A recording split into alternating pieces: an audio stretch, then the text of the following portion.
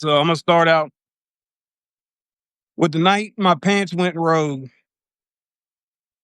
At 22, I thought I was invincible. I had a BMW, a pocket full of pills, and a head full of lies. I was deep into addiction, heroin, Oxycontin, and whatever else I could score that day. Nights blurred into mornings and mornings into something worse. But there was this one afternoon I'll never forget. Now, I just want to say out the gate, uh, whether some of you may or may not think it's appropriate for me to have her here, but uh, from the beginning, uh, my family knows every detail about me. So just like I'm trying to help you guys learn through my journey, it's the same with them. So no secrets in our household. Just wanted to put that out there. All right. It was noon, bright Louisiana sun blazing. I'd taken a lot, and I mean a lot. I think it was like I took 12 Xanabars. So, you got the little Xanax, the little pills, but these were the big motherfuckers. And I don't know what I was thinking. I mean, I'm a big boy, but fuck, that was stupid. All right. So I don't remember how many I took. I pulled into the gas station thinking everything was fine. I had just sideswiped the concrete wall. I wasn't even phased. I got out of the car like I was stepping onto the runway. So I forgot that my pants were sagging. See, back in the day, as around here, it was cool. Had a big baggy pants, early 2000s, all that shit. No, I don't need all that. Thank you, love. Thank you. No, thank you. So they was half around my ass anyways when I went to get out, catch my spot. So I got out of the car like I was stepping out of the runway, except I got my pants were sagging. My pants dropped to my ankles mid step, and then I face planted straight chin first and hit the concrete. 12 stitches, knocked out cold. According to the security footage the cop later watched, I laid there for a full 10 minutes like a human crime scene, chalk outline, just done. And this isn't in the written part of the story, but uh, when I went to the hospital, my dad and my friend took me to the hospital.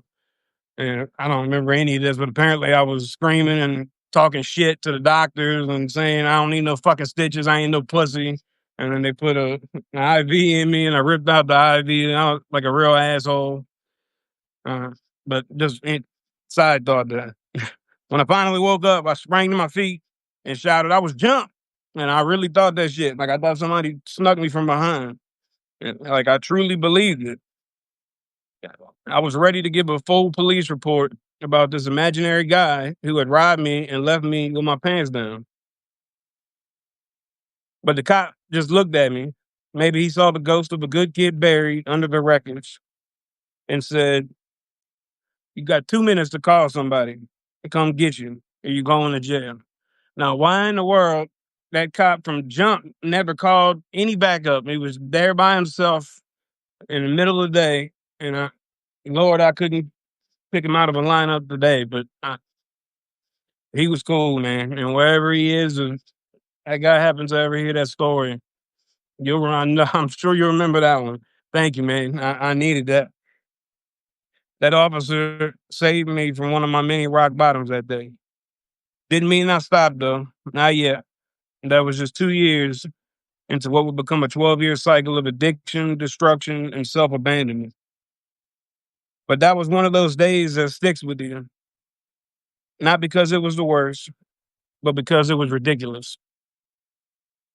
Because sometimes it's the absurd moments that show you just how far gone you really are. Okay. You guys like that one? Everything sounded all right? I think I don't want to go into the real sad shit. I think I'm gonna end on the real sad shit. Like I said, I just wanted to kind of do somewhat lighthearted. So I think I'm gonna read the cut next. So this is a story about my first day in jail, and then we're gonna get into some sad shit.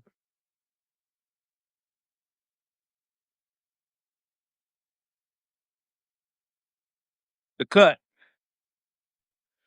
They walked us in 10 at a time through a long, echoing corridor with doors on either side.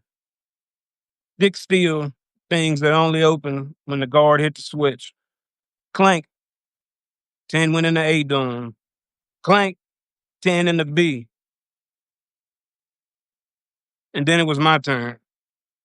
They popped the D dome, which at that time I had learned in holding, it was known as the dungeon. And the only way I could describe the sound from inside is this. It was like being in a stadium during the fourth quarter. Your team down by 50, and every pissed off fan is screaming and cursing on their way out. That kind of chaos. The door swung open and we stepped into it.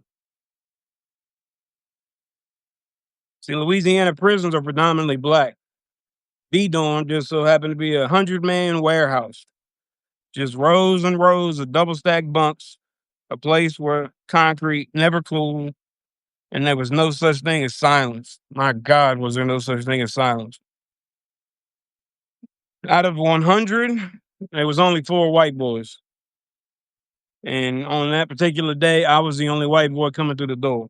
Now, I know a lot of you guys, I don't know where you're from, all over the world, I believe. So, uh, Louisiana is a little bit different. I don't say that anything to be racist. That's just how I grew up. Shit, all the way from elementary school, middle school, I've always been a minority. Always, especially in jail. Especially. So 100-man dorm, 4 white boys. I was the only one coming in that day. And I'm not a small guy, so guess who stood out? Oh, yeah. Any guess this? Yeah, no light.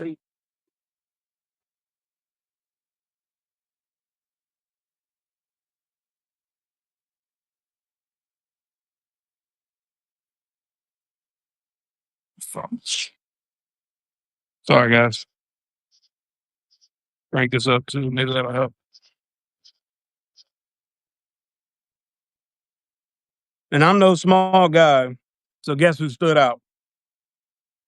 I'm 6 foot tall, 250 pounds, got a shaved head, dressed in orange like everybody else, but somehow still glowing white like a flare in a blackout.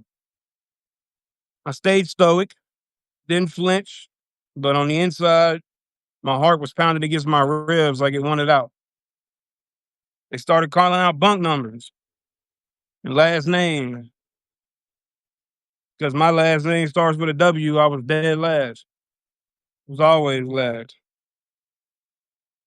We crept past line after line of bunks, all the way to the back corner of the dorm. Spot known as the cut. That's the blind spot. No cameras, no help. That's where the fights happen, and that's where the wolves are. Now, I, the rest of this story, I say, is intense, but not as frightening. And I don't want to take anything away from it because prison is a horrific place, and I haven't even begun to discuss in depth the things I've seen in prison. This just kind of scratches the surface, but I just wanted to put that one out there too. So we all the way in the back, in the cut, is what they call it. There's a lot of slang down here, and I know I got an accent and all that, but I'll explain the slang to you. So there was 25 to 30 dudes in that one section. Everybody's all just, they piled in there. They're sitting on the top bunk, bottom bunks, like 25, 30 dudes, all black, all gold grills, face tattoos, just like mean face, just staring. But ain't nobody really saying shit at this point because the guard's there. But then the door shut behind them, and then suddenly I wasn't walking no more. They had me swarmed all the way around me, hollering, "Where you from, white boy? Let me get them socks, homie. Who you know out there?" But see, fortunately, I, I grew up in the streets, and I ran this. Well, I say fortunately, unfortunately, but I knew what the fuck I was doing. That's for sure. but they weren't playing. That wasn't small talk. They were sizing me up. I said, I'm from South Baton Rouge. So now in Baton Rouge, it's not like a North or South beefing and all that kind of shit. It's just that's where we're from and who you might know and what high school you went to and you might know so and whatever. And I got lucky because these guys were from South BR too. You see, it wasn't just that I said South Baton Rouge; it was the way that I said South Baton Rouge, and that put that little extra infliction on it. You know what I mean? What street? What school? I said I went to Lee High School. Yeah. You know, so and so, back and forward. You know, I'm just no, not really, not really. I mean, I've been down that way. I think I know that dude's such and such's cousin, all that kind of shit. Just trying anything I could at this point. Then I heard a name that sounded like a miracle. I said, "Yeah, I know T," which was short for Tony, from G Street. It's Garfield Street, which back in the day, that's where you went and got weed from, and that was like you had to pull in and hold up your money and shit and ride real slow, and uh, they come and walk and ask you what you want or whatever, and they tell you make the block and whatever. And really, that's how I met T. But it wasn't a lot because we washed dishes together years back, and we were really, really close. Like that was my boy, man. Like we were super close. And when they heard that, the whole energy changed. Like you could just feel it. Head started nodding. Some of them peeled off and went straight to the phones. I already knew what that meant. I was just praying they answered. I didn't know what was about to happen next. I just wanted a fucking shower and something hot to eat. We've been sleeping on a cold ass floor for 3 days during transport. About 30 minutes later, I came out of the shower, still damp, towel over my shoulder, and the same quiet I heard when I walked in settled over that back corner. One of them that you just knew was the main dude. Like obviously nobody said he was the main dude, but you knew he was the main dude. He was the one running shit. The way it was, the shower was right next to the cut. So like when you coming out the shower, it's literally right there on the corner. So I was coming up right to that corner about to turn, and dude stepped like right in front of me, like nose to nose. And it was like, hey man, let me holler at you real quick. In the cut. At this point, I'm like, fuck it. I already know what time it is. You know, whatever's about to happen is about to happen. So nothing I could do about it.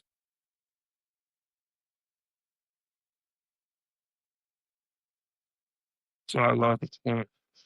There we go. So I just smiled at him real politely. I said, yes, sir, you sure can. Just being a smart ass.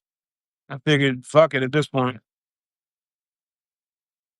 We walked back into the cut. The air was thick, everybody watching, but pretending not to. You could tell everybody, trying to watch, trying to look without looking, which you learn how to do pretty well in prison. So we walk into the cut, me first. So, you know what I'm saying? I'm cornered back against the wall, concrete wall. And they all are all around the bumps on the other side. So it's just me and the main dude that's in the cut part right there. But we completely surrounded. And he leaned in and he was like, man, I just got off the phone with T. I said, yeah.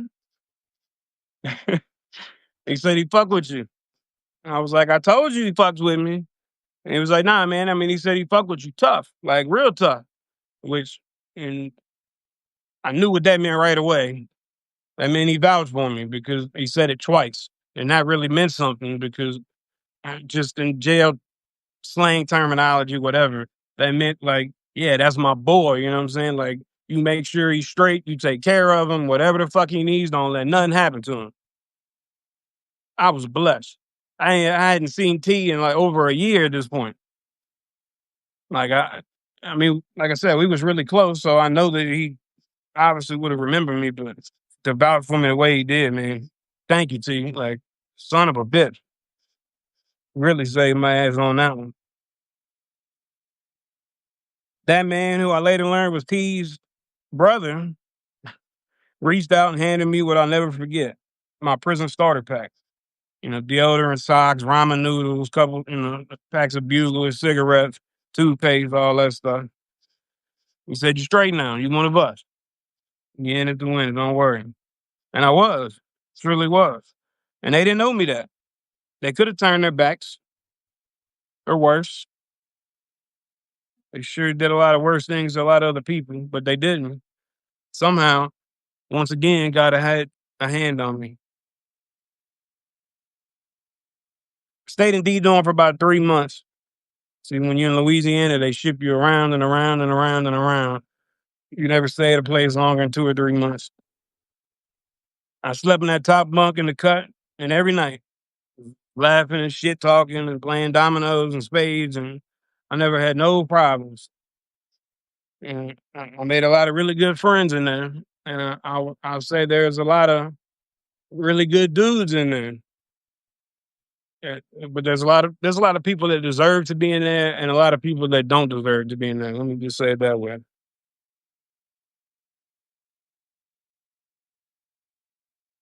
I learned how to be still.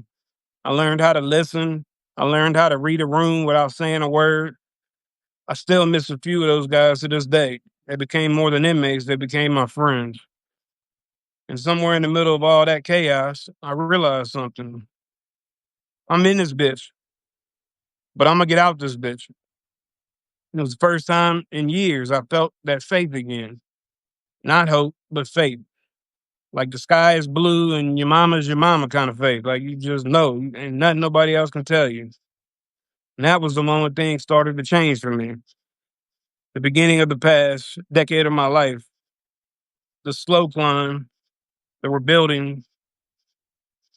It was my papa, which old man is what I called him in later years was his nickname. Always told me, boy, when you get knocked down, rub some dirt on that shit and you get back to work. And I was a little boy all my life. My grandfather was the kind of man. I had stepped on a fishing hook one time at our fishing camp and got in my foot. And he carved it out of my foot with a pocket knife and a bottle of whiskey. And I think I was 5 or 6 years old at that point. God, I miss him. Good man. This was the dirt. And this time I was finally ready to stand up.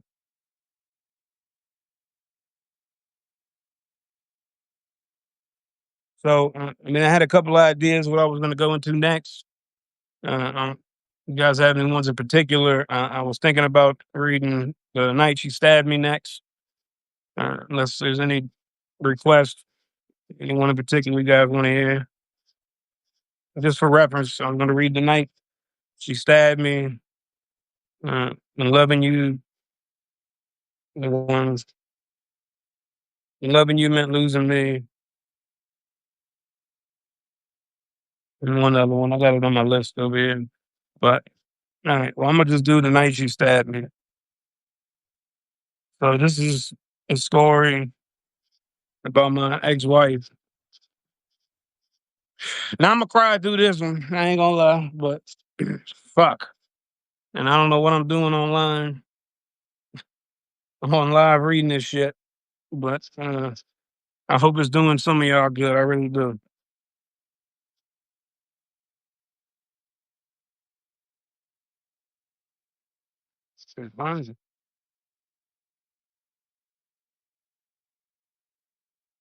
And I just wanted to say too, every single one of my stories, I write some motivational pieces too and things, and I intertwine stuff that happened in my life. But any stories like this, and I actually, you know what? I'm going to read. I died 6 times almost first. Any stories like this are 100% accurate.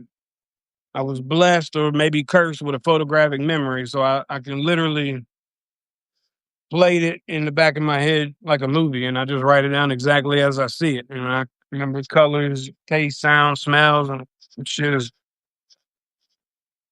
sometimes amazing and sometimes really fucked up. But like I said, I'm gonna probably do this one too. But I died 6 times, almost. I'm not healed. I'm healing. You're not weak for still struggling. You're strong for still standing. I'm not healed. I'm healing. Let's start with what's real. I still wake up some days and I have to fight just to breathe. Some days I'm strong. Other days I'm faking, but I'm still here. And that alone means something.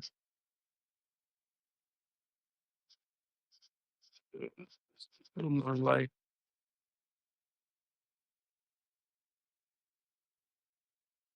A timeline of survival and what it took from me.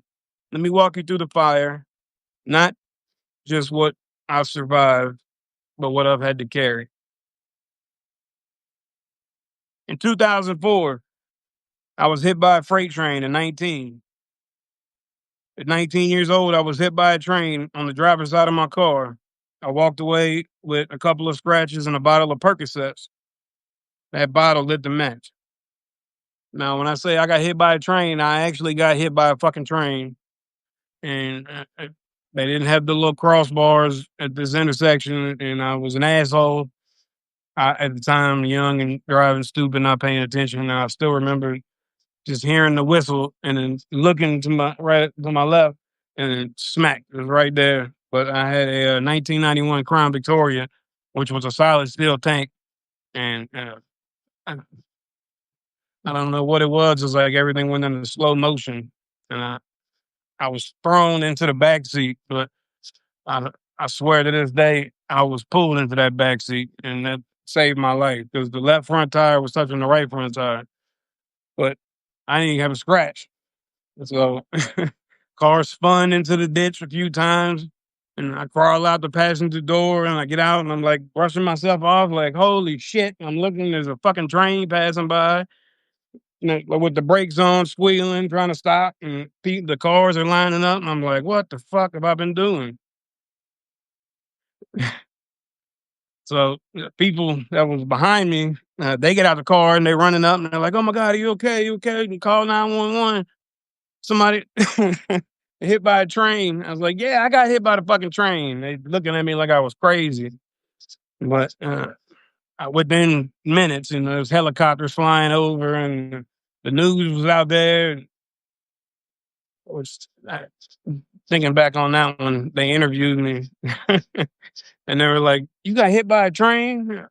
How the fuck does that happen?" And I was just like, "I have no idea." I would love to find that clip somewhere. But the police assholes wind up giving me a fucking ticket failing to yield to a train. Like, that's some bullshit, man. I ain't do no damage to the train. I just fucked my own car up and risked my own life, but fucking gave me a ticket. It is what it is. What it did to me, I didn't just survive, I disappeared. That moment became the door into years of opioid addiction, theft, and prison. I thought I was invincible. Instead, I became invisible. In 2007, 2009, 2011, I overdosed. 3 overdoses. 3 moments I lost consciousness, chasing silence and pain relief. I didn't want to die. I just didn't want to exist like that anymore. What it did to me, it stripped me of my self worth. I stopped believing that I mattered, and I became a shadow of myself. In 2011, an infection in my heart from a dirty needle, I flatlined, but I came back. But I spent 3 months in the hospital on cardiac floor, completely broken. Now, I never shared no needles with nobody or no shit like that. But when you're in the depths of addiction, you surely gonna use your own. You know what I mean? Like, it's not like the easiest things to come by at that point. And that's exactly what happened. and I had a studio apartment at the time. I was living by myself in this little tiny ass apartment in the hood. I didn't have nothing but a recliner and a TV and the refrigerator, but coffee table. I had I got this big score. I don't remember where the fuck we at, but I got like a shit ton of dope. And I was like, fuck all that. I'm about to go home and lock my door. Fuck everybody else. Because I'm about to get high as shit. And that's exactly what I did. I went home and I got high as shit. Uh, I went into a binge for probably 2, 3, 4 days, something like that. And towards the end, and I remember making up this shot, fixing up a shot. By this point, I'm not only doing heroin; I'm doing heroin and coke at the same time, mixed together, speedballing. And which is dangerous as fuck and so stupid. And but I mixed up this big fucking shot that I knew I couldn't. If I'd have hit that whole fucking thing, it'd kill me right there. And I was scared because I knew I was by myself. Like, something happens, like ain't nobody gonna be there to CPR me back like the other 3 times, or 2 times. But I mixed up this big shot, and I told myself, okay, I'm just gonna hit half of it, and then I'll save the other half for later. Made sense, drug logic at the time. So, you know, I'm sure you guys already here know. It's obviously a very graphic story, and there's a lot more graphic details in it. And I just wanted to say that beforehand. Well, I probably should have started with that one, but before I go any further, for sure. So I'm telling the whole truth, nothing but the fucking truth. So help me God. So I mixed up this big ass shot that I know was gonna kill me, and stick it in my arm or whatever, and then you pull back. And when you pull back and you see blood, that's how you know you hit a vein. If you don't see blood, you're not in a vein. And when you see that blood hit it, it fills up in it. That's when you know. And I slammed half of it, and I knocked out cold, face first, just onto the floor, halfway into the bathroom. Matter of fact, I went through the bathroom door, and I laid there for about a day and a half, barely in and out of consciousness. And I eventually started to come to. I had pissed all over myself, and just you couldn't have. I couldn't have been more pitiful at that point in my life. Good God! But fucking needle was still hanging out of my arm and shit. Like it'd been sitting there for over a day. So take it out, whatever, put it on the coffee table, and try to get myself up and shit. And, clean myself up a little bit. Just was able to get myself together and wash my face and all of that. And then, the mind of a drug addict start instantly like, I got to get well. And I didn't have no more dope. That was the other thing. I was fighting with myself. Like, do I want to take this one big motherfucker or I want to split it and have something to wake up with? And of course, as a dope fiend, I just went ahead and mixed it all up. But that's all I had left was the other half of that shot that had been fucking hanging in my arm for a day and a half with my own blood in. So, good decision there. I just decided to go ahead and slam that one back too. And it didn't take long. Probably about 2 days later, I started feeling real sick. You know what I'm saying? Like real, real bad. And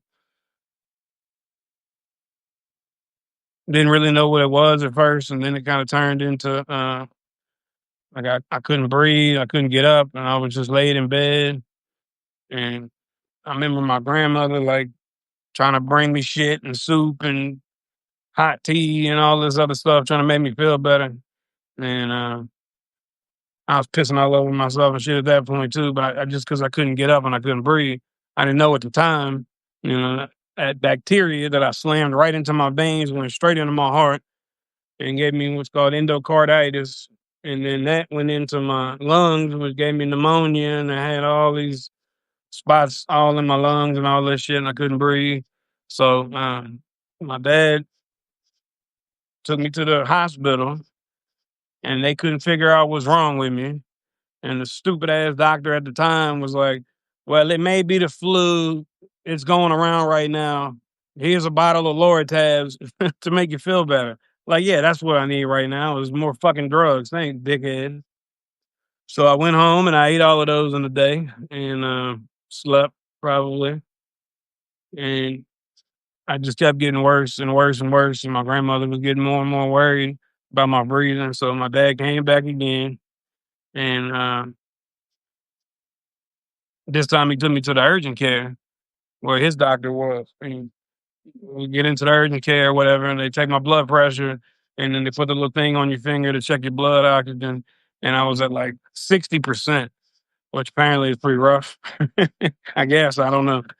But so they immediately called the ambulance. And I laughed through some of this stuff, not so much as because it's funny, but to uh, help keep my sanity. So they call the ambulance and get to the hospital. At this point, my memory's going in and out, and I remember getting there and just begging the nurse to give me something to cover myself up with because I, pissed all over myself. They took my pants off and shit, and I'm just in the emergency room, no fucking pants on. Like that's all I was worried about at the time, even though I was fucking dying. But I remember that, and then it was black after that. And I know I realize I'm not telling the story that's really wrote and giving you the inside ones, but fuck it, might as well give you the whole thing. I'm an edited version. So they went black after that, and my next memory, I'm in the hallway in the hospital, and I'm in the road, and I'm standing next to my dad, and he's talking to somebody, and I don't really realize what it was at the time, and like in my mind, it's like I didn't really question what I was doing or why I was there in that moment.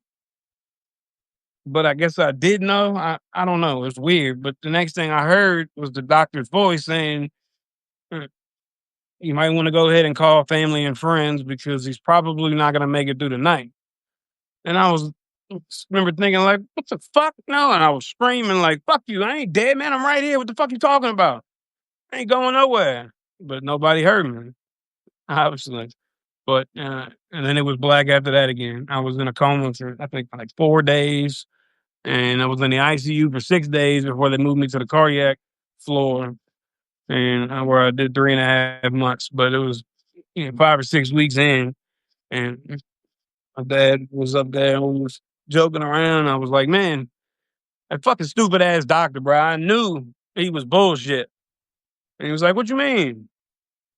I was like, the motherfucking doctor that said I wasn't gonna make it, that I wasn't gonna live, told you to fucking call everybody and fucking hack, man. And he went silent. And when I turned and looked at him, his face was white.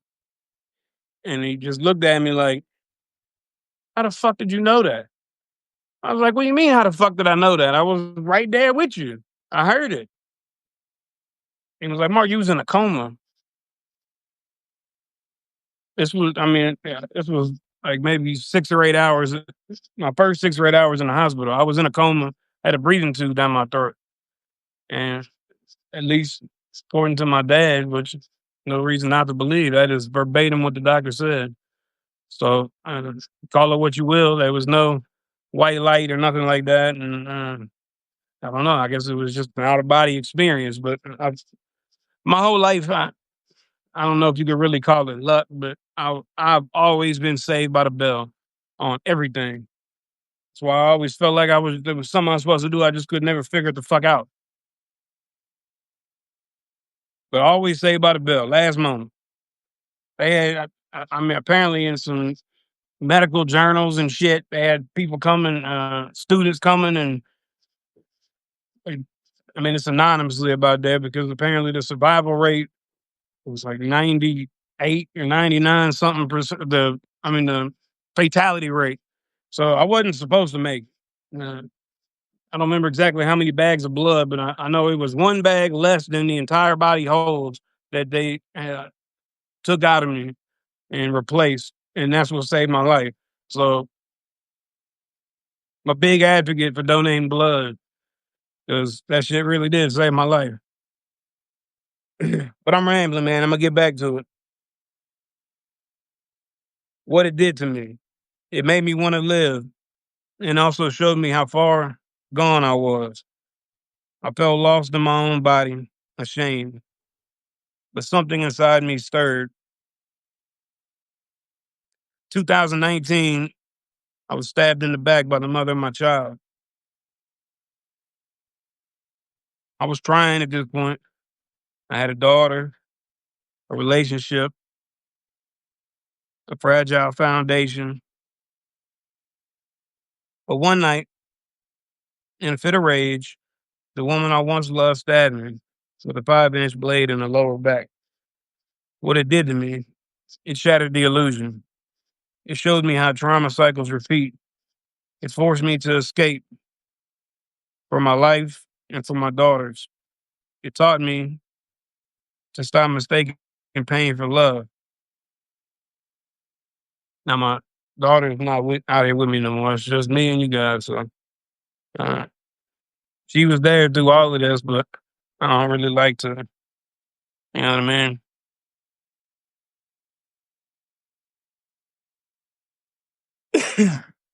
These weren't just bad events. They rewired me. They taught me not to trust, not to feel, not to believe that I was worth anything more than survival. But I've spent every day since then unlearning those lies. What faith means after all that, people throw the word around, but for me, faith isn't a word, it's proof. Faith is knowing, like, the sky is blue and that God's got me. And like, your mama's your mama. Like, you just know. There's no question.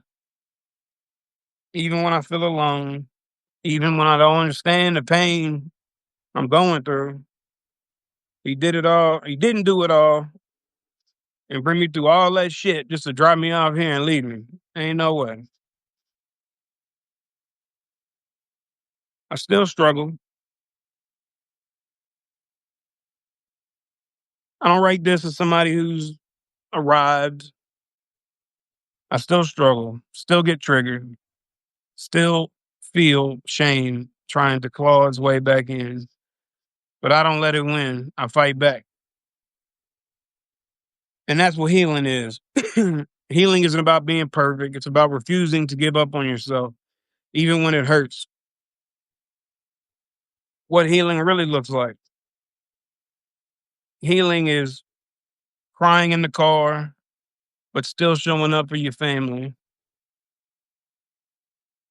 reaching for breath instead of a bottle or a needle, loving kids who need you to be consistent, choosing peace when your whole body wants to explode, apologizing, growing, staying. It's being the dad that I never had and becoming the man my grandfather always hoped I'd be. It's raising my daughter and stepchildren with heart, protection, and purpose, even if their biological father isn't around. I am, and that matters. So, final thoughts. I'm not healed. I'm healing. Thank you, love. It's holy. It's sacred. It's mine. I shouldn't be here, but I am. And that means I've got work to do. So if you're still fighting, I see you. If you're still struggling, I honor you. If you think it's too late, let me be proof that it's not. And one more thing, I never in my life considered myself a writer. I didn't keep journals. I didn't write down poems. I was never on social media Like I don't even use Post-it notes. Not that I can't. I know I curse a lot and I got a pretty thick accent, but I'm very articulate. But I've never been a writer. I got a lot of thoughts, but I guess it wasn't until I started putting them down that it started to mean something. So now I sit at this keyboard pouring it all out, not for attention, not for claps, not for clicks, but to reach just one person, to save one life, to make one difference. That's all the recognition I'll ever need. My oldest son just pulled in. So that that last part right there really kind of got to me because I I just started all of this journey, and I made a Facebook page the other day, for the same thing, the rewritten path and all that. And I put the first post, and the first post was this story. And the next morning when I got up, I said I had one one viewer and one comment, and that one viewer was organic. So one person out of the sea of billions and billions of Facebook posts and stupid shit that could have come across his feed that night, my brand new post did, and he left a comment and it basically said he had the bottle already full, and the note was already wrote, and that he was ready. He was going through it that night, and he was just going through it and going around, I guess, trying to dig for any kind of hope. And he found me, and he found this story, and he said that it lit something inside of him that he thought had died long ago, and that he was that one person that I had just asked for. So at the end of the day, even though I just started, I've already accomplished my goal, and that shit feels amazing. And every comment you guys give me, all of you in here with 15, all 15 of you in here with me, I thank you for being on this journey with me.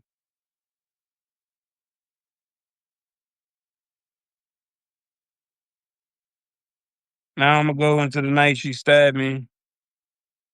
What time we running on? So about 45 minutes in. You guys are watching. I'm gonna just keep reading. So myself. Huh? I don't appreciate it. So how the fuck?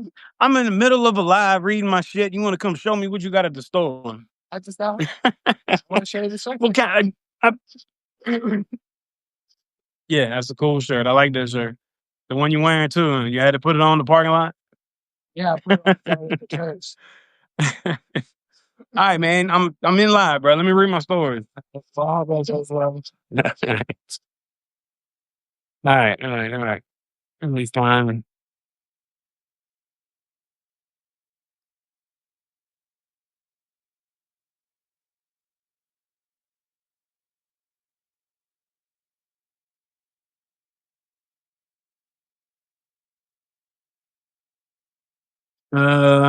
Shit. Damn, I've been writing. I didn't realize I've been writing so much. I hate to call the cops on myself. Pants went road, fake love, why right?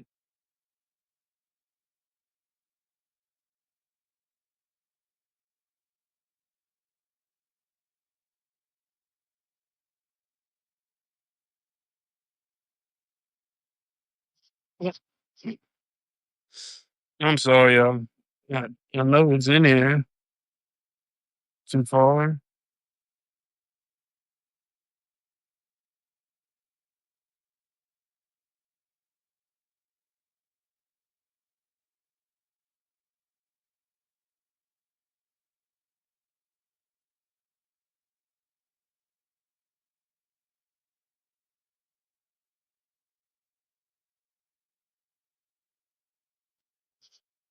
Uh, just seen it. I'm sorry. You can tell it's my first time, but I'm trying, motherfucker. I'm trying. All right. Start over. No, no, no. The night she stabbed me. All right, fuck.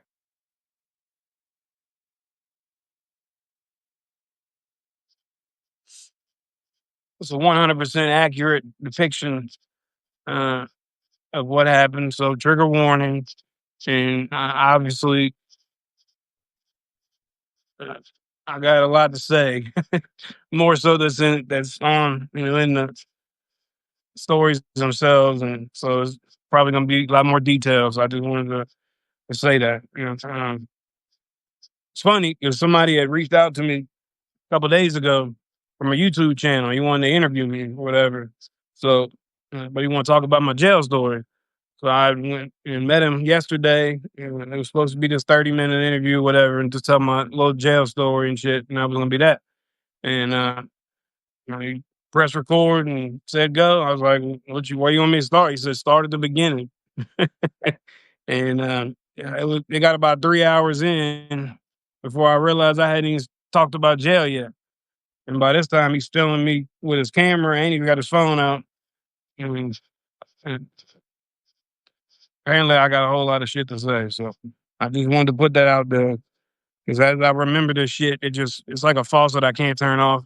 And it's memories that I buried so deep that I don't really, it's not like I don't live them in my head daily. Like they're there, but they're in the safe. And when I open the safe and go through them, I can see them like I'm watching a fucking movie, and which is why I'm gonna cry through a lot of it. But it's 100% accurate. So take a sip and let's go.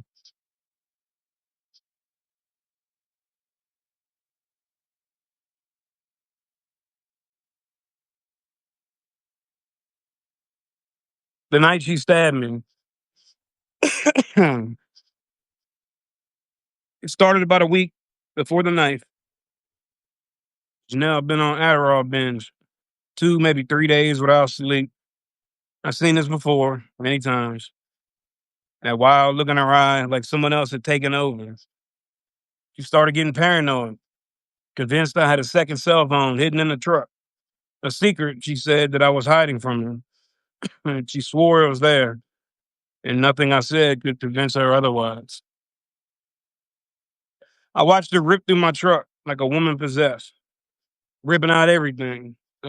The glove box itself, she was pulling the fucking headliner down, snapping the plastic pieces off of the dashboard.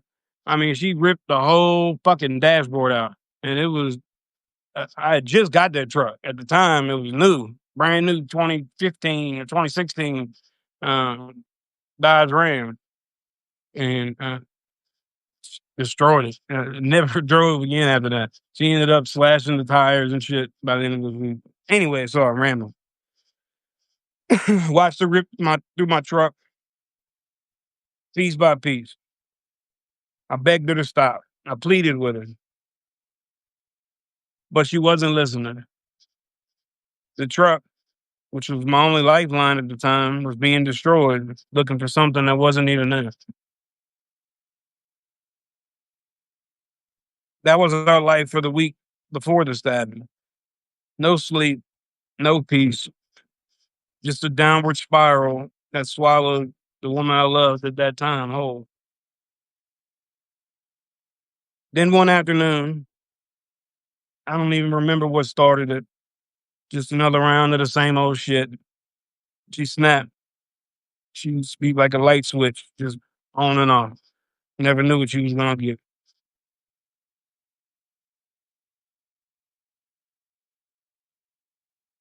Was wearing a silver chain, one I'd given her. Without warning, she yanked it off my neck, snapped it clean, then whipped it across my face. The chain left an imprint across my skin, raw and burning. I knew then I was standing on the edge. I ran through the kitchen into the laundry room, slammed the door, pressed my back hard against it, and I begged her to stop, pleading for some shred of the woman I knew to come back. but the pounding started immediately. Bang, bang. He was beating the shit out that door. And she was, not she was a little bitty thing compared to me for sure at that time. And felt like fucking there was a gorilla on the other side of that door. She was just beating on it so hard. Her fist slammed the door again and again, and each hit a thunderous blow that rattled my bones. She was screaming wild and broken. I didn't even know what the fuck she was saying at this point. It was just all gibberish and just I don't even know what to call it.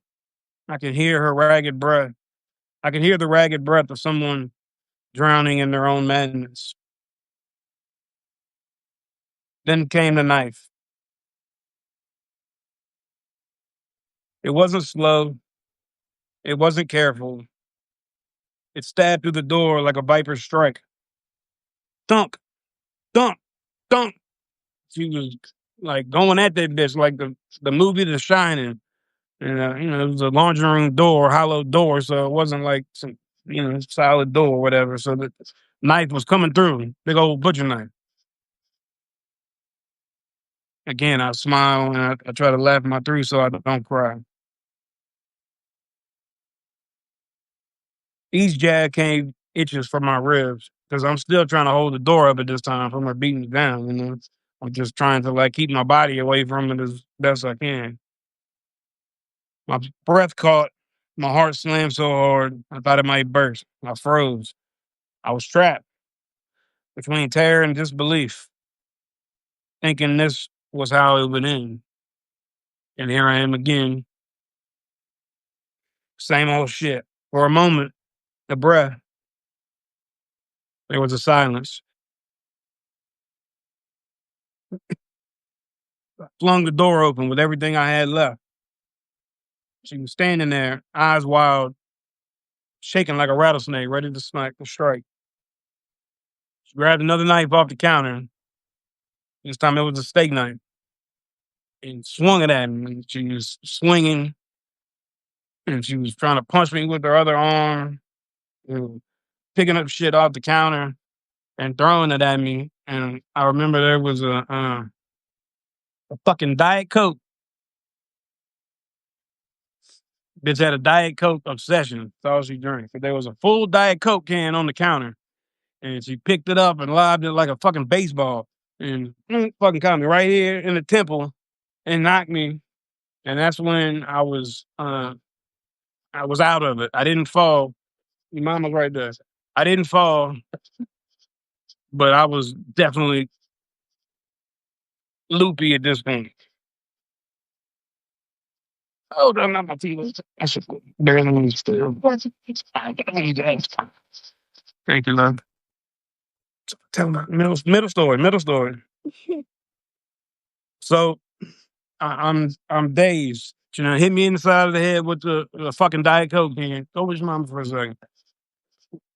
And I'm kind of staggering by the kitchen table at this point, and I'm fucking blood's coming down the side of my head and shit. And I'm like, "You crazy bitch, what the fuck are you doing?"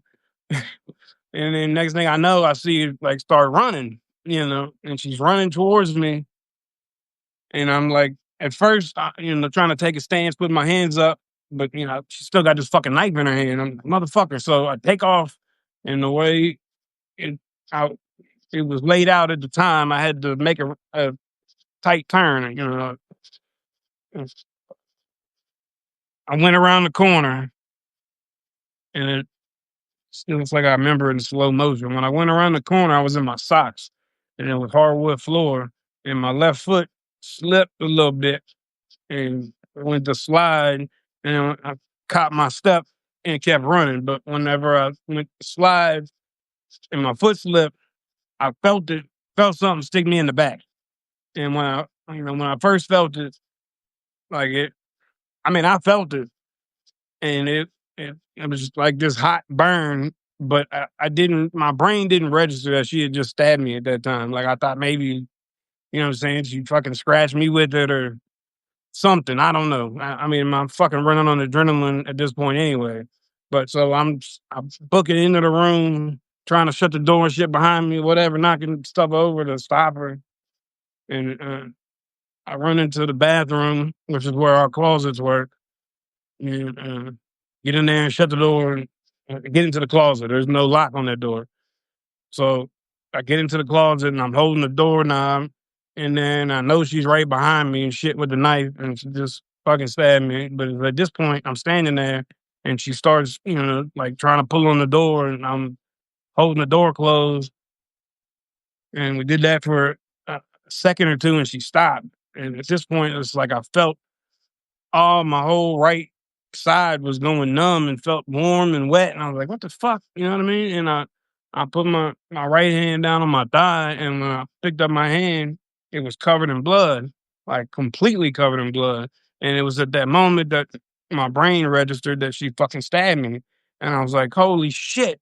And she's still screaming in the bathroom and shit. And I was like, you fucking stabbed me, dude. And she didn't. It register at first, obviously. She's like, what? I ain't fucking stabbing. No, bitch, you fucking stabbed me, bro. I'm dying. And that feeling and that I could still remember that shit. Oh my God.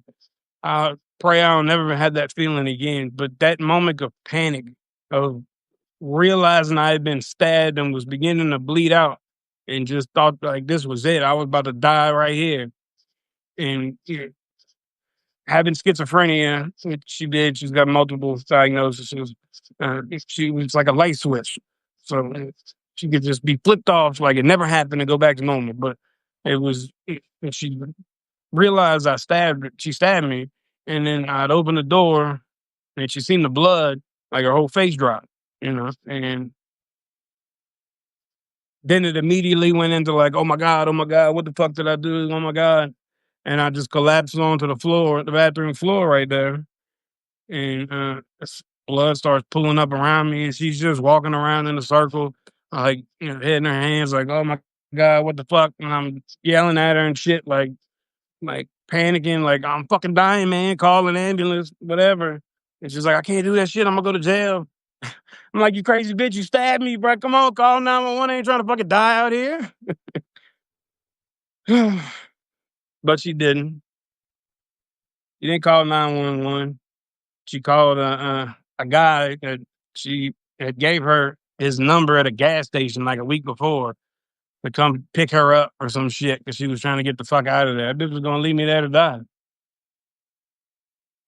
But that guy never came, and I laid on the bathroom floor, and I was towels and shit on the floor. I managed to get the towels and I tied it around me as best I could, and trying to hold pressure on it. And I eventually got it to where the blood wasn't gushing, you know what I'm saying? It was just kind of seeping, and I was starting to kind of calm down a little bit and realize I'm like, okay, maybe I'm not gonna die, whatever. Just, but I can't walk. I was like, I thought I was paralyzed on my right leg at that point because it was not working, and she was still like in the bedroom at this time, pacing back and forth and just fucking digging through her purse for nothing and looking for shit, fairies and dust. I don't know. So I started trying to get myself back up, you know, um, to try to stand up. And I get to the bathroom counter, and I grab up onto the counter, and I'm trying to pull myself up. And um, I get up like on the one knee, and I'm trying to take a breath.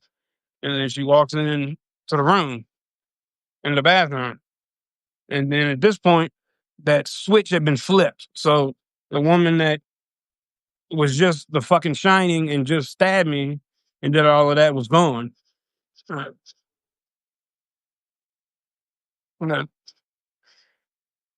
and it's twisting. And in the beginning, um, she had episodes, but they were minor. And she used to always say, she had a PMDD or some shit, like, like extra PMS or whatever to explain these occasional episodes. Uh, But it was never nothing like it was at that point. But we had a little inside thing at that time, and her name was Janelle. And, when she was normal, she was Nell Bell, and when she was out of her fucking mind, she was Hell Bell. And in the beginning it was just a cute little thing, but it turned into Hell Bell for sure. But this wasn't Hell Bell that was picking me up. This was Nell Bell. This was the loving wife and trying to help me out. Like, I mean, she wasn't denying, or at least at that point, that she had stabbed me, but she was also went into like care mode. You know what I'm saying? So she came and like tried to scoop me up, and she helped me hobble to the bed or whatever and laid me down and fucking clean me up and got some ice and all that shit. And I ended up not walking. I couldn't walk for about a month. And then I walked with a cane for a little while after that. But after at at night she stabbed me, I never called no police. Um,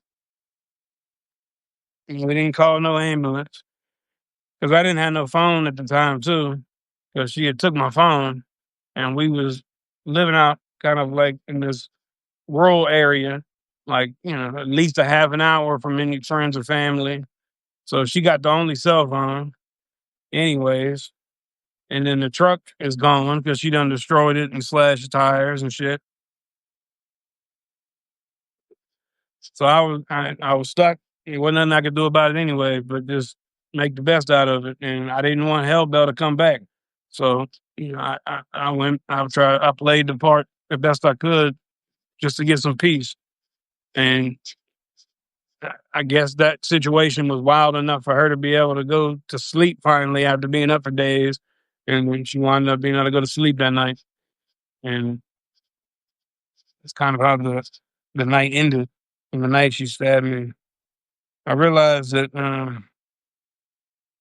I didn't really finish tell that story as it's written per se. But I mean that pretty much wraps up the night she stabbed me.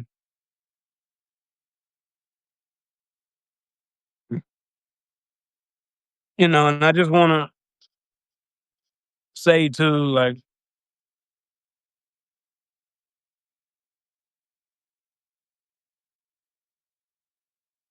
I hold no grudge by any means towards really anybody in life.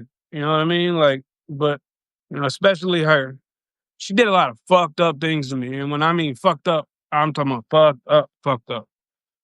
And but I still wish no ill will, and I pray to this day that she's somewhere getting the mental health treatment that she needs.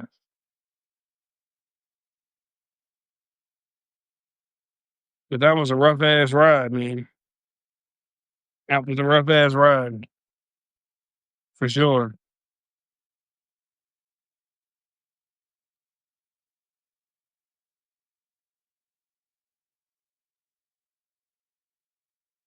Now I'm gonna read that Let Her Walk, and she never came back.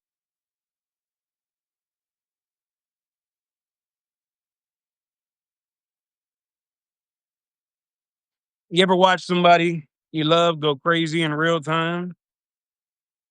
I don't mean sad. I don't mean struggling. I mean full on psychotic break. Eyes wild, voice cracking, convinced that you're trying to kill them, while the rest of the world tells you it's gonna be fine. It isn't fine. It never was. And I'm done pretending it ever gets to be. The first time they released her, she still had hospital tape stuck to her arm. I said, she's not okay. I was begging the doctor because I knew. I always, we was together so long and went through so much shit. I could tell from across a fucking football field just by the look on her face or the look in her eyes if it was Nell Bell or Hell Bell. And she wasn't better. I was pleading with the doctor, please. At this point, I'm beyond scared for my life. They said that she's detoxed. She's clear. I said this isn't about drugs. Yeah, she's fucking on Adderall, whatever. but that's what's it's made this drawing out her mental illness. That's what's causing her psychotic breakdown. They didn't care. This is a drug facility. She needs a mental facility. Well, there ain't no mental facilities. There's a couple of them, but they're not made for that type of shit. And I found out the hard way that you know that's what the world needs. They said this isn't that kind of facility, and just like that, the door opened, and out walked the woman I love, carrying a trash bag of her things, shaking like a leak in a hurricane. No meds, no plan, no care, just good luck. I wish I could say it happened only once, but it happened over and over. And each time, a little more of her was gone. And every time, I had to be the one to pick up the pieces. I'd stand in the parking lot with discharge papers in one hand and her cold, trembling fingers in the other, thinking, this cannot be real life. But it was, and it is, for way too many of us. We do not have a mental health system. We have a spin cycle. Spin them through detox, push them out, repeat. Same with the prison system. Until the cops show up, or a family falls apart, or someone ends up dead, then maybe somebody cares, but only long enough to assign blame. But let me tell you what it looks like on the inside. It looks like holding the woman you married while she sobs because the voices won't shut up. It looks like hiding the knives in your own house because you're scared that she might use one. It looks like taking the fall for her breakdowns because if you don't, she's going to jail for the street.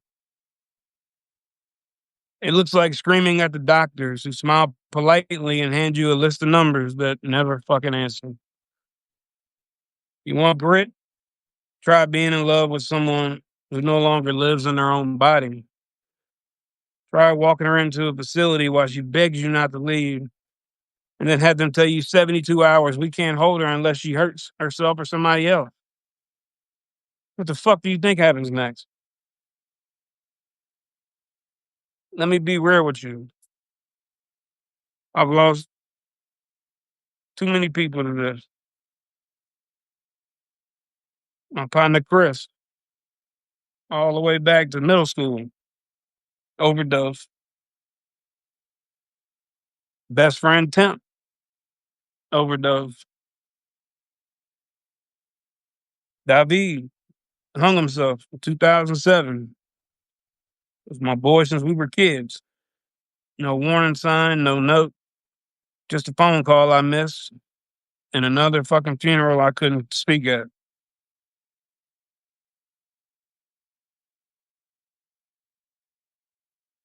That kind of pain doesn't go away. It just settles into your bones. And I've carried it for years. Carried it through jail cells and courtrooms, through construction sites and cold showers, through heartbreaks and second chances. And I'm still carrying it because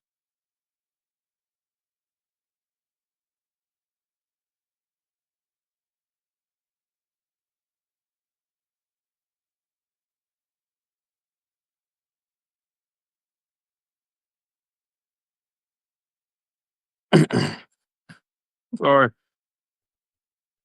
told you it's because I fucked it up. I didn't get her the help she needed.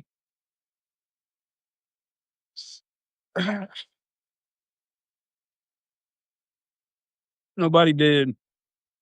Because help, real help, doesn't fucking exist for people like her.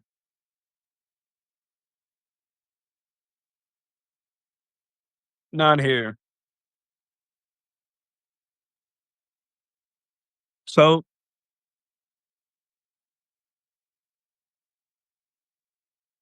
If you're reading this and you got somebody slipping through your fingers, don't wait for the system to save them because they won't. Do something now. Kick down the door. Get in their face. Show up, even if they hate you for it. And if you're the one drowning, hear me. You're not weak. You're not broken. You're not beyond saving. Because I've seen rock bottom. I've slept there. I've lived there. But I'm still here. And so can you be.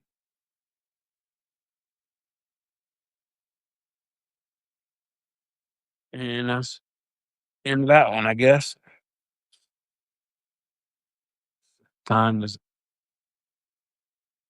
so we running over an hour. But I mean, as long as you guys still in here, I will keep on reading. So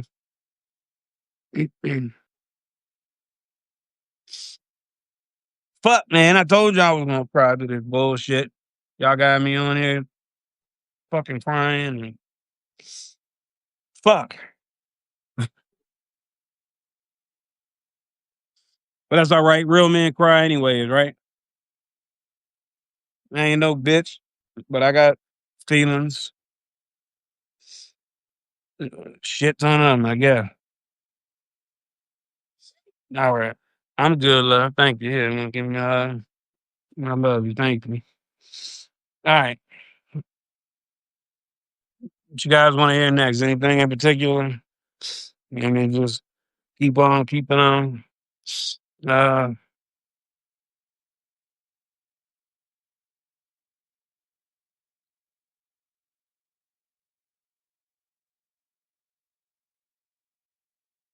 Sit back down.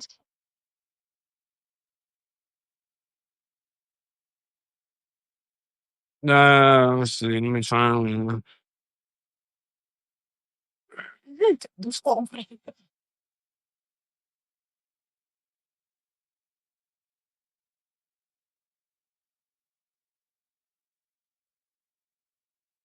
I'm a dude. I burned and I like the heat. I don't particularly remember who, but I know somebody earlier today asked me to read this one. I'm sorry, I don't remember who you are, but you know who you are. I burned and I like the heat. They say you didn't die. Like that's good news. Like walking out of jail means you came out clean. But what they don't see is sometimes staying alive costs more than dying ever could. I didn't flatline, but I did die slowly in pieces in ways you can't point at, but feel every damn day.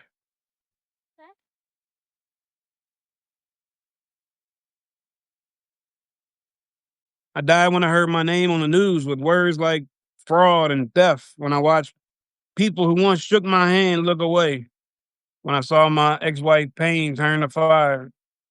And I stood in the flames because I knew that I caused it. When I had to tell my own family, I'm not who I thought I was. That kind of death doesn't end with a funeral. It ends when you decide to build again. Bare hands, no blueprint. It ends when you stop defending the man you used to be and start becoming the one you were always meant to be. So no, I didn't die, but I burned. And I stayed in the fire long enough to sweat out everything that wasn't real. And what's left, call it what you want, but I call it mine.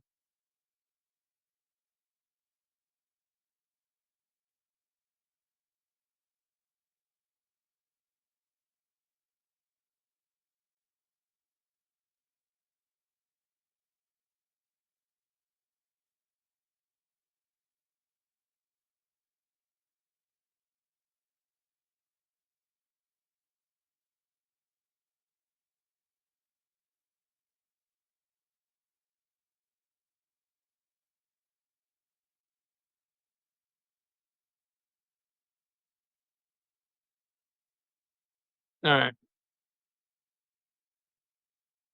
I don't write from the heart. The soul's confession. Excuse me, 2 seconds.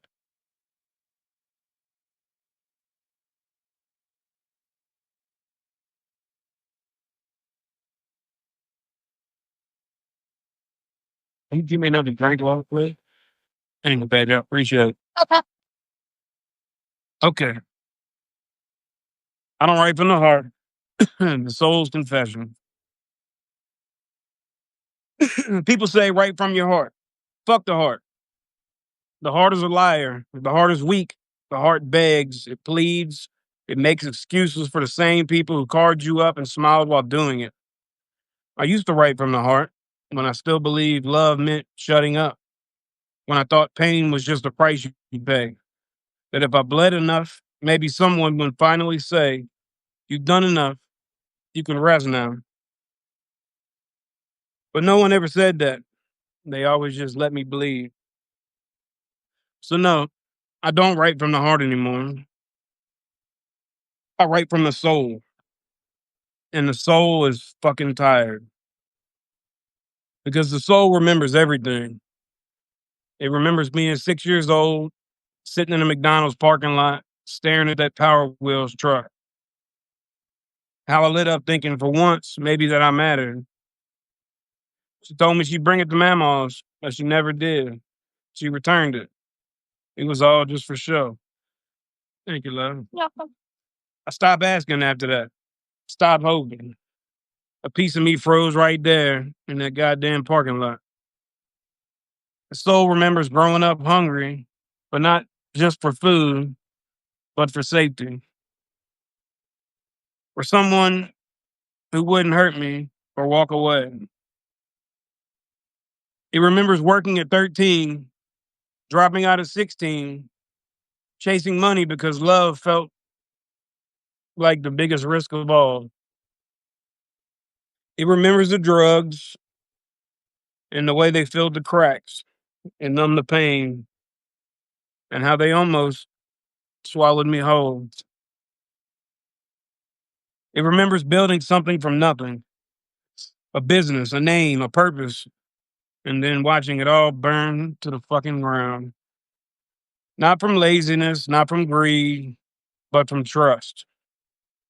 Because I trusted the wrong men. I let the wolves inside with my name on the contract, and they turned on me. They sued, they lied, they smeared my name across the news, and suddenly I was a villain in a story that I didn't even write. Suddenly, I was back in jail. I remember the smell of that place, the cold steel, the birthdays that passed without a single call, the time I sat there thinking that this is it. This is how they'll remember me. Fraud, felon, failure. I remember missing my daughter grow up.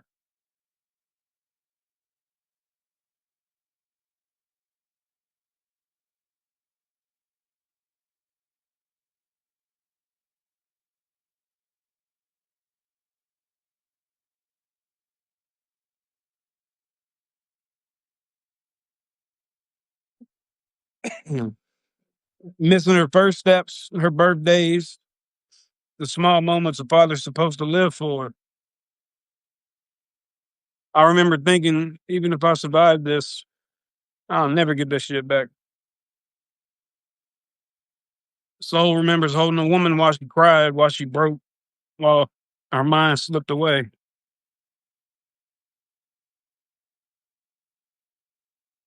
Somehow believing loving her meant staying. Soul remembers silence, not the peaceful kind, the kind that follows betrayal, the kind where your body shakes and your mouth won't work because you never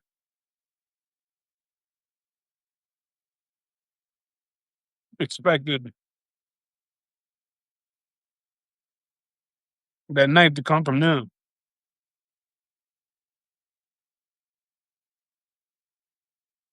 Fuck. Told you I was fucking proud, man. Soul remembers every time I beg God, don't take me.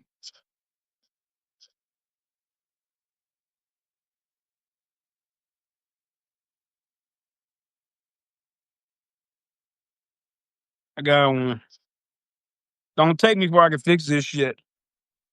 Always gotta fucking try to fix everything. Every time I thought I'd healed, then PTSD crawled out from under the floorboards and reminded me I hadn't. I write from that place.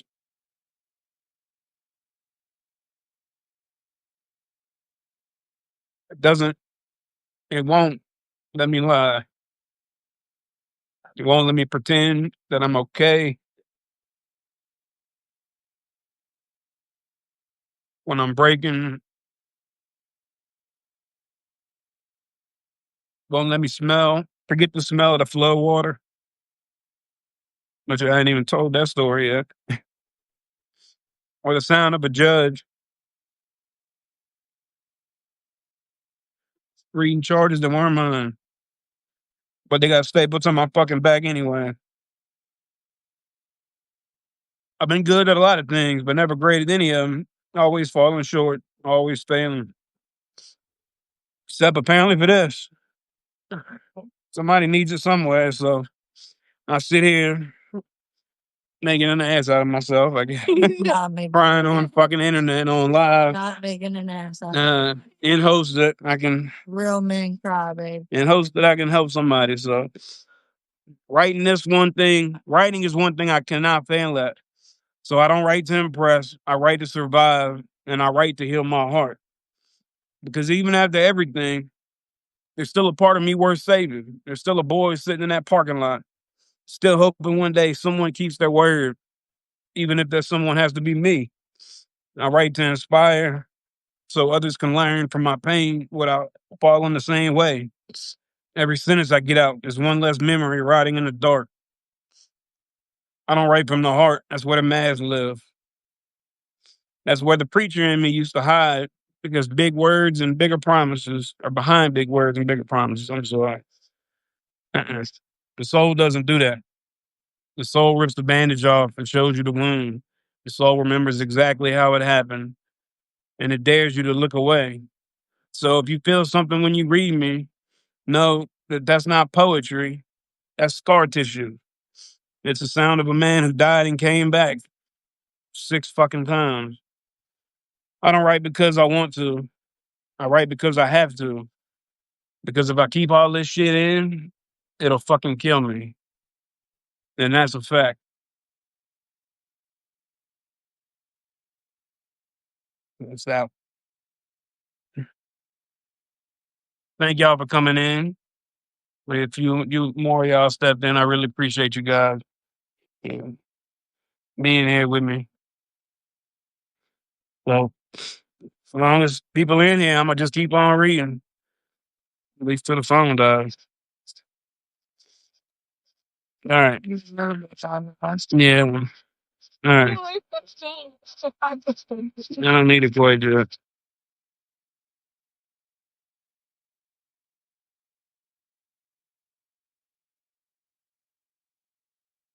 So any pick it up. Any requests, you know, just scroll and pick a random one.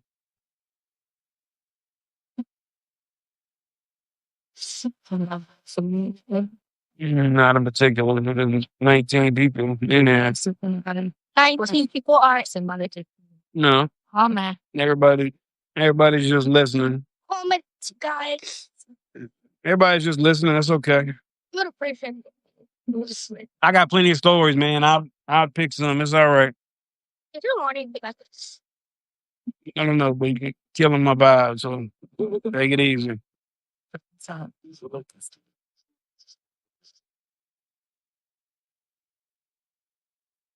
right, the quiet things that save me.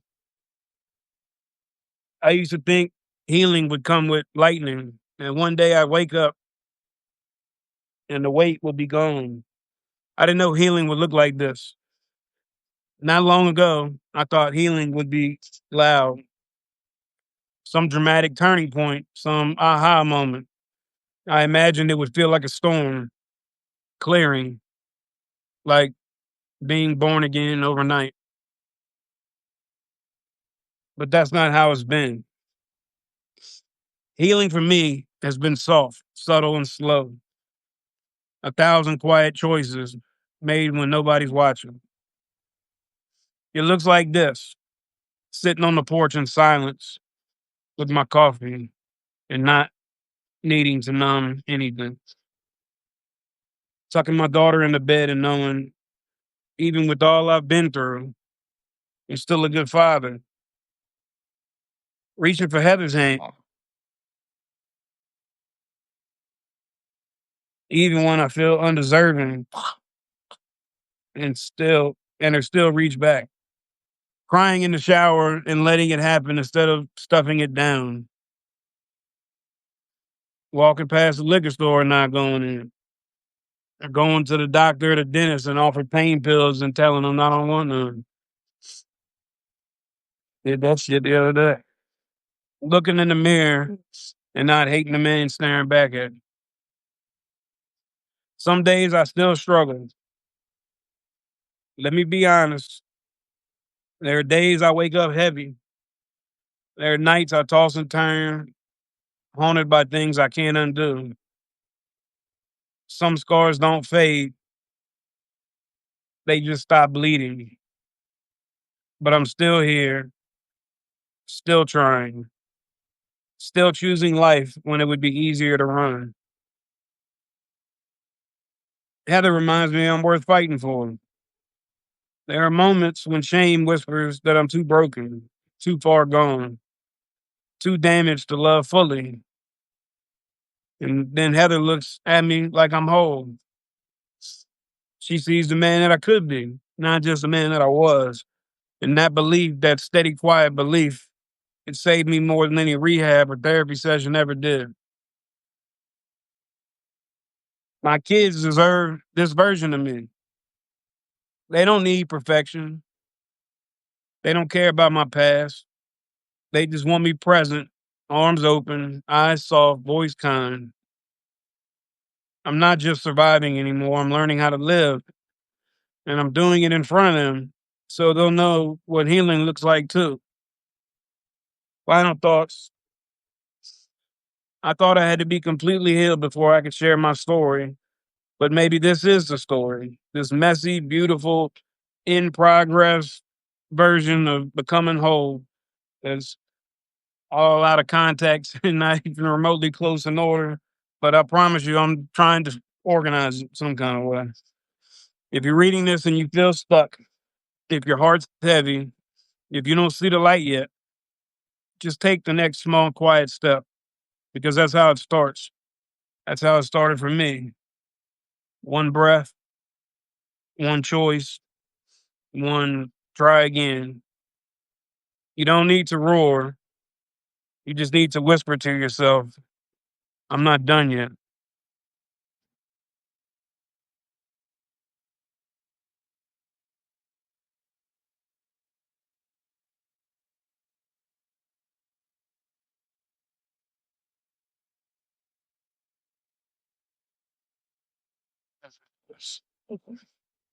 All right. Well, this is I'm gonna do episode one of my Level the Fuck Up series. So I'm doing it every day for the next 10 days.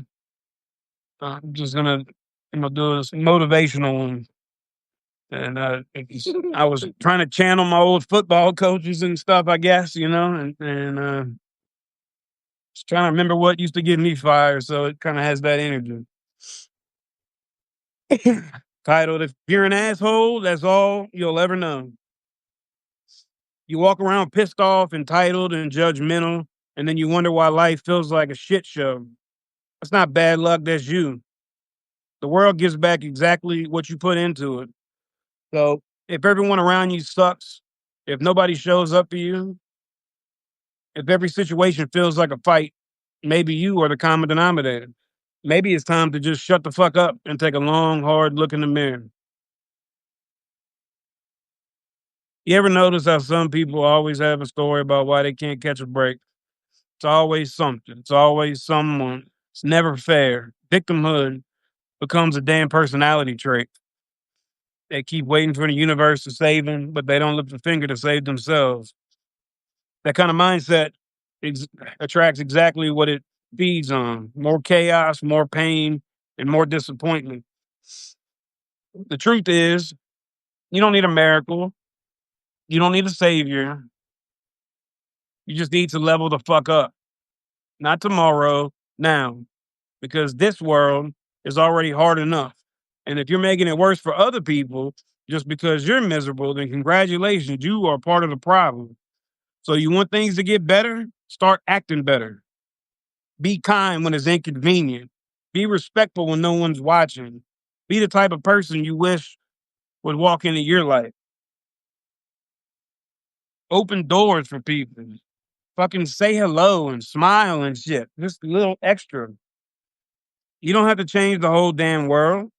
You could be the reason someone's day doesn't suck. Hold the door open. Tip a little extra. Tell the tired ass cashier that you appreciate them. And say thank you like you fucking mean it. You never know what somebody's going through. That smile you spark may be the first one they've had all day. They might have really needed that. So this isn't about being fake. It's about being human. I'm taking my own advice here because I can't imagine what's more human than making yourself vulnerable like this. Fuck. It's about remembering that we're all walking around with invisible bruises, and most people are doing the best they can with what little they've got. So quit being a dick. Quit thinking that you're owed something. Quit treating people like shit because you're drowning in your own. And do your part and be decent. And maybe, just maybe, the world will start to feel a little less cold. You walk around pissed off, entitled, and judgmental and wonder why your life feels like a shit show. It's not bad luck, that's you. The world gives back exactly what you put in.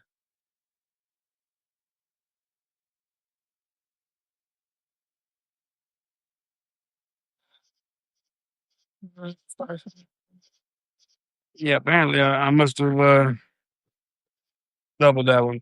That's okay. Anyway, that is the end of that one. Uh, let me see. I'm looking for the ones that have the most, seem the most popular, at least anyway. Uh,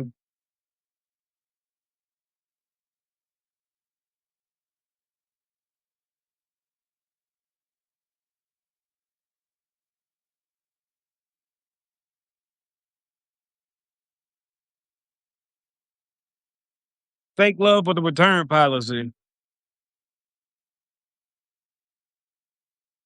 Oh, let me have to grab it.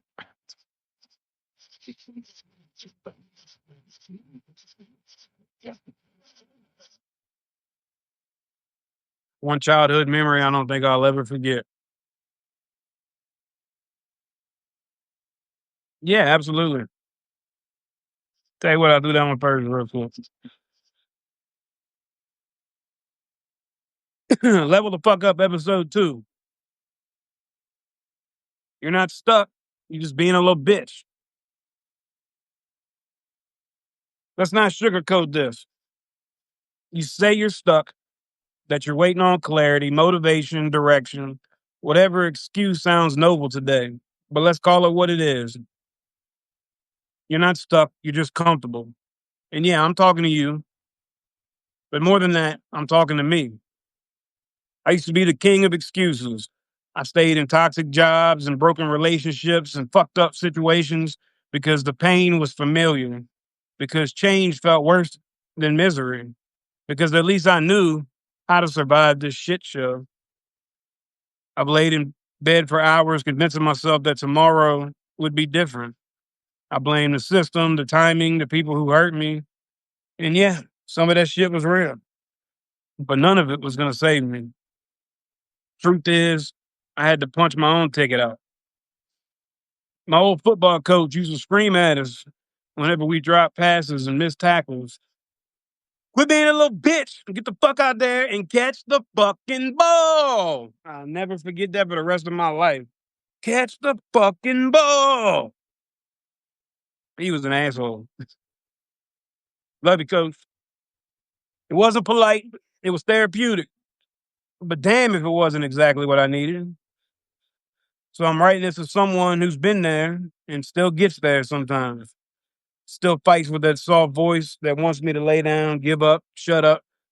This isn't just a message. This is me reminding myself, loud and brutal, that nobody's coming to save me, and I can't afford to be soft. Even though I'm crying on the fucking internet. That comfort is the killer of everything I say I want. You want out? Then get up, move your body, keep your word, stop scrolling for answers that you already know. You're not tired, you're undisciplined. You're not stuck, you're scared. You're not broken, you're full of fucking excuses. You can either stay where you are, surrounded by your reasons, or you can level the fuck up and do something about it, like me right now in this moment. Because regret is louder than fear, and this ain't a rehearsal. So, yeah, this one's for you. But more than that, this one's for me. Now get out there and catch that fucking ball.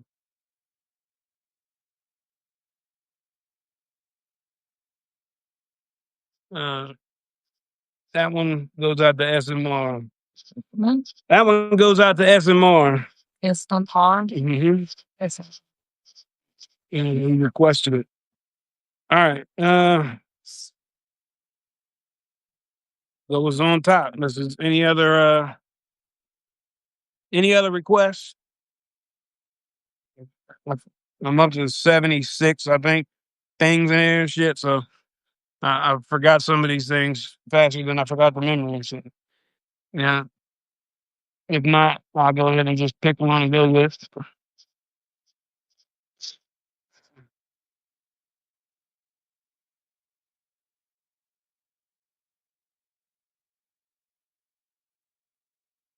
I think I'll go with carried my demons so I learned their names and faced them anyways. This one is about fear. Or at least that was my is anything in this? mm-hmm. Excuse me, real quick. You are God sakes.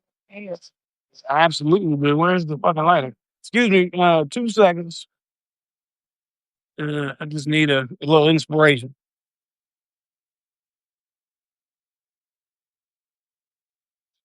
I mean, the fucking lighter was. Can you give me another lighter, please? Well, fuck. Long he'll have to wait. Now, when I say I have my 12-year chip, I do. I got 12 years sober coming up here in August. Been a long time since I've done anything, but I do have my medical marijuana card, and I don't really consider that one a drug personally. Everybody has their own opinion of that one, I guess. So let me read this one real quick once you grab me a lighter. I carried my demons until I learned their names and faced them anyways. Fear ain't some little anxious flutter in your stomach. It ain't nervous energy. It ain't a maybe. It's a presence. It's a damn shadow with hot breath on your neck. And if you're anything like me, it didn't sneak in. It grew up with you. It put its feet on your coffee table, called your mama by her first name, and made itself at home in the rooms you were never supposed to live in. I used to call it bad luck, wrong place, wrong time, but that wasn't it. It was me dragging these heavy, grinning monsters behind me like I owed them something. And maybe I did, because I never fought them. I always fed them.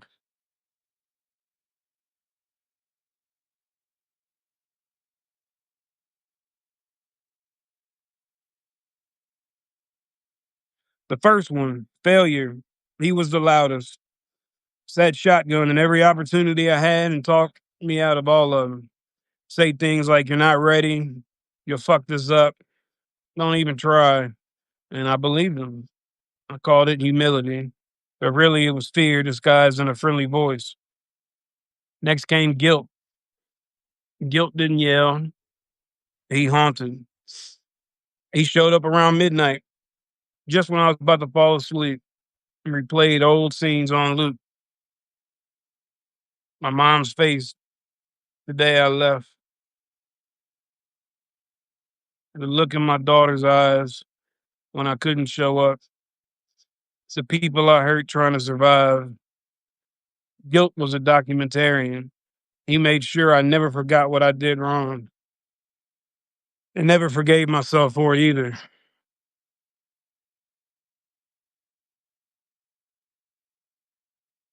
Then there was abandonment. She was dressed in armor. She taught me how to detach, how to ghost, how to laugh things off before they could dig too deep. See? She whispered, "Don't need anybody. Don't trust them. Don't love too loud because they'll leave." And you know what? Most of them did because I never let them stay. I always left first. Shame, though, shame didn't need to speak. He just looked at me, held up a mirror, not to what I did, but to who I thought I was underneath it all. Rotten, unworthy, a mistake wrapped in skin. All together, they rode me.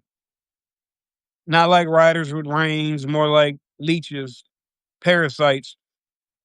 They clung to my spine, to the back of my neck, to the bottoms of my shoes, so I'd feel them with every step. People around me, they saw a strong man, resourceful, resilient, always figuring out a fucking way to make it happen. They had no idea I was dragging 4 demons uphill in boots that I stole.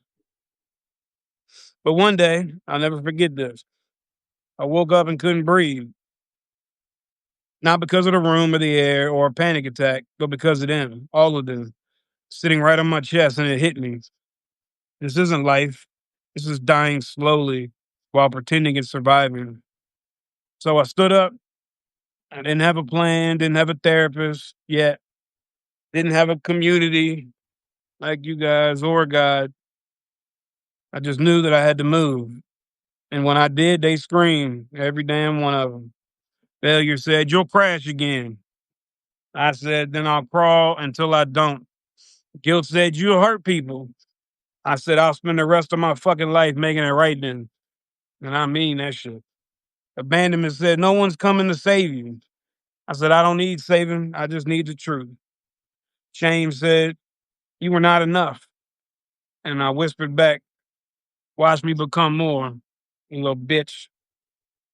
I didn't slay them. I outlived them, overpowered them. I realized that they had no power over me. I was giving them their power. I made peace with the fact they'll always be behind me, but never on me again. And if they try, I'll carry them differently, not like burdens, but like my tattoos, reminders of where I've been and not where I'm headed.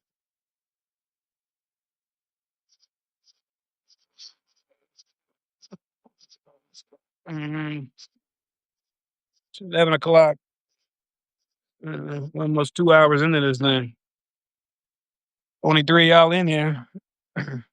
Really appreciate it. It's unbelievable.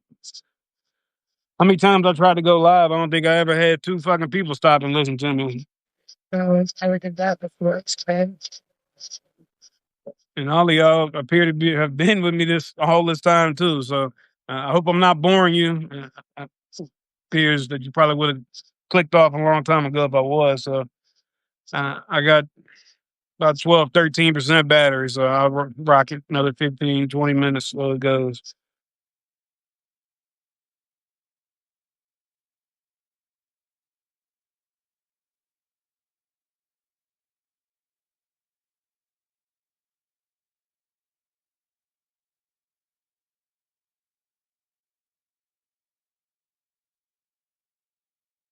The silence doesn't just echo, it accuses. You ever sit so still, the silence doesn't just echo, it accuses. It looks at you, dares you, says, now that there's no noise, who are you really? I remember the first night in the dungeon dorm, D-dorm, 100 men, 4 white faces, one on me. My bunk in that blind spot where you don't sleep too deep.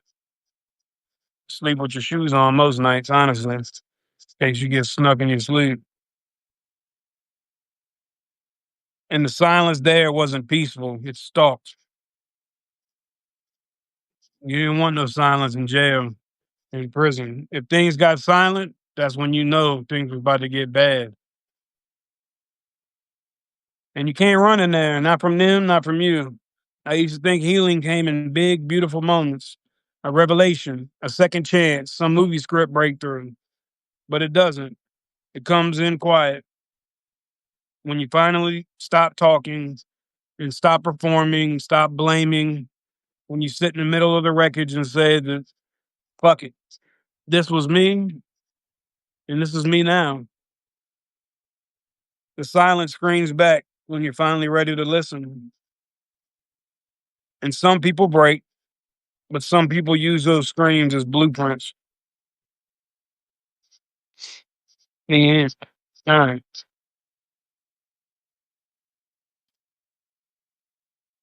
I mean, to them 11.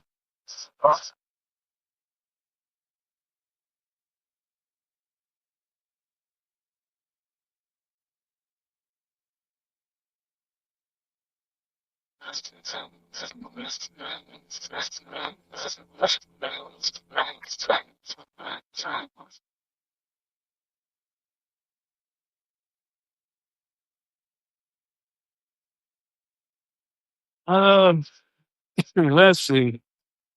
You seen a lot. I was waiting for that to return.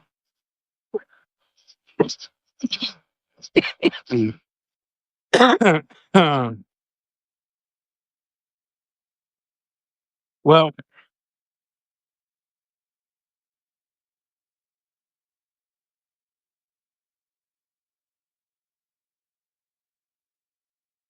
mm, I guess I should have wrote a script for this thing. The next one I do, I'll be much better prepared. I didn't really know what to expect, so I just kind of hit go live and said fuck it and just started reading. But I hope you guys are enjoying it. All right. How about this one? From Ghost Hunter to God Within. What near death and haunted houses taught me about the other one. Tell you a little story about me. I was a ghost hunter for a long time. Uh, Now I live directly across the cemetery. You guys can maybe see it's literally across the street. So I was thinking earlier originally of um, doing it over there, which I may do one in the very near future. I just realized my Christmas lights are still up, and I just wanted to say, you motherfucking right, my Christmas lights are still up. That's just how I live, and you know what the fuck is the point of taking them down? All right, from Ghost Hunter to God Within. What near death and haunted houses taught me about the other side. A reader. Some people believe, some people know. I know, like the sky is blue, that something exists beyond this life because I've stood in it, I've seen it, I've felt it breathing right next to me. But my story doesn't begin with a near death experience. It started with a love for horror movies. Well, at least my ghost hunting career started with a love of horror movies because I had, I had overdosed and died a few times before all this. But anyway, Janelle and I first got together. One of the things that bonded us was our obsession for horror movies. what started with movie marathons turned into late night drives to haunted graveyards, and then into investigating with EVP recorders, EMF meters, thermal cameras, the works, the whole ghost hunting starter pack. Soon we were traveling all across Louisiana, all over the state, going to all these different plantations, cemeteries, abandoned hospitals. And one of the most intense experiences we had was at the Myrtles Plantation in St. Francisville. Now, it's to those of you that don't know about the Myrtles Plantation, it is considered one of the, if not the most haunted house in the United States. And you ever seen any of those ghost shows? Every single one of them has done an episode there. So this particular night or weekend rather, the way the Myrtles is, it's a plantation. It's not a hotel. So I mean, it's big. Yeah, there's probably like, I think there's like 10 or 12 rooms on one side of it, and then there's the other half of the house that's separated. That's what they call the General Bradford Suite, which was General Bradford. That was his plantation in the 1800s, whatever.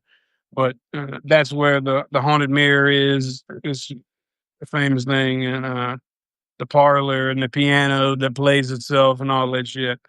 A lot of people go on tours, but don't really stay there. When you go stay there, you can stay either in the rooms on the other side. They have some old slave cabins on the grounds that you can rent out, and then they got the General Bradford Suite, which is when you rent that out, you get the whole side of the house, with all the cool shit and the attractions anyway. But uh, this place is very haunted, and so much so that the staff does not stay after dark. None, zero. Uh, and I paid to rent the entire plantation out uh, for one night, and then we just stayed on that General Bradford side the second night. But that first night, it was just us. So right around dark, uh, the staff was like, need anything, whatever, make sure that we're straight. Yeah, we got towels, what the fuck ever, we good. So they left, and it's just us standing there at the most haunted plantation in the country, and we got the whole things to ourselves. And you want to talk about ominous and fucking creepy? Louisiana's full of big oak trees, mossy oak trees and shit, and it is when no matter where you are in the world, if you think about Louisiana, it's that stereotypical southern, plantation, but it is frightening. So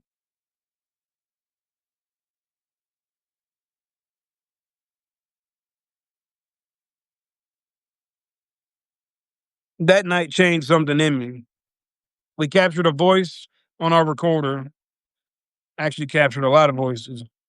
One we never heard during the investigation, clearly whispering my name. Uh, the air in the room was thick like water. Time didn't feel normal. And you walk around, it's like you're walking in quicksand. It's hard to explain. It was like a veil had lifted. For the first time, I realized that we weren't alone. Not here, not ever. Now, the the story is that General Bradford, in the 1800s, he had owed somebody some money, and this guy that he owed money come rode up to the plantation. And the way the houses was built down here back then, they're big open draftways, so that way the air can can flow through. And it's got the grand staircase, and at the top is his room. And so apparently this guy comes on horseback and fires his gun, which gets everybody stirred up. And the big double door front door was already open, and the guy gets off his horse, And then, here comes General Bradford out of his room at the top of the stairs, putting his suspenders on and shit. Like, what the fuck? And then the dude gets to the door. General Bradford is standing on the 18th step, 4 steps from the top. The 18th. I know for sure it's the 18th. And that guy just raised his gun and shot him right there. And he collapsed right there on the stairs. And the blood stain is still on the stairs. And got all kind of shit sitting in that spot. But yeah, that's a really I had a lot of experiences there. That's for sure. The other side is real. I've been there. 2011, I flatlined in the ICU after an infection from IV drug use attacked my heart. I wasn't expected to live through the night, but I remember standing in the hallway in a hospital room, watching the doctor talk to my dad. I heard him say, "You might want to call immediate family. He's not going to make it." I yelled, "I'm not going to die. I'm right here." But no one heard me because I wasn't really there, not physically. Weeks later, I brought up the exact conversation to my dad. His face turned white and he said, "Mark, that doctor told me that while I was standing in the hallway, you were unconscious." That was the moment I stopped believing and I started knowing. Holding the hands of the dying, I was raised by my grandparents. They were everything to me, and I held both of their hands as they passed. My grandfather in 2019 and my grandmother in early 24. I felt that shift in the room both times. I watched their soul leave their body. I felt that shit. A pause, a presence, a deep silence, not empty but full. Like something left, but something sacred stayed behind. There was no tunnel, no white light. It was just peace. A stillness that felt like love without a name. We are all God in disguise. Genesis says we are made in God's image. Scripture says salvation will come from within. That means God isn't out there, He's in here. And if we are made in His image, we are pieces of Him, living, breathing fragments of divine energy. You are not separate from God, you are God in disguise. The soul doesn't end, it returns. We are eternal, we are energy, we are light. Why this matters now? We are living in heavy times, and people are searching for something real, something ancient, something sacred, something inside of themselves that can finally feel. We spend our lives chasing purpose, healing trauma, and fearing death. But I've chased ghosts, faced trauma, died and came back, and now I see it clearly. You are not broken. You are not alone. You are not waiting on a savior because you are the answer that you've been praying for. Final thoughts. The haunted places we investigated were never just about ghosts. They were echoes of pain, of grief, of unresolved endings. My near death experience wasn't just about survival, it was an awakening. Watching my grandparents pass wasn't just about loss, it was witnessing their return to the source. Everything I've been through, from heroin to healing, from haunted mansions to spiritual awakenings, from flatlining to fatherhood, it's all pointed to one truth. You are the rewritten path, and that path leads back home to yourself. With love, Mark. I think that'd be a pretty good one to close it off on. Looks like I got 2% battery left. About 2 hours in this thing. Guys, I can't tell you how much I appreciate you being here with me. I know just about all of you have been here from the beginning. And this was a really special moment for me. I will be doing many more of these. Like I might jump on daily for a little while and just talk some shit. If you guys will watch, I'm here for it. So thanks again. And trust me, we'll be back real soon. Thanks, guys.